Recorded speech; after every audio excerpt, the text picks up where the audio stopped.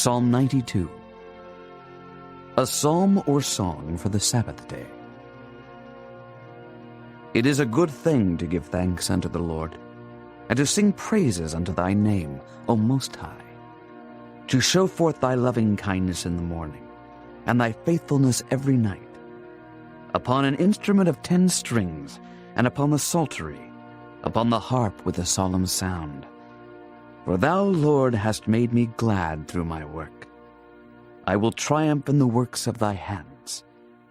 O Lord, how great are thy works, and thy thoughts are very deep.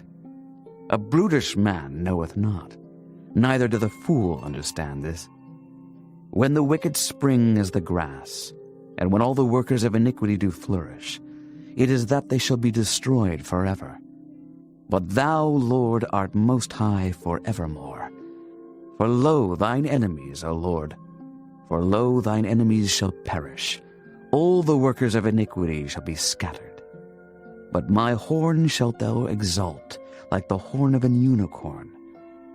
I shall be anointed with fresh oil. Mine eye also shall see my desire on mine enemies, and mine ears shall hear my desire of the wicked that rise up against me. The righteous shall flourish like the palm tree.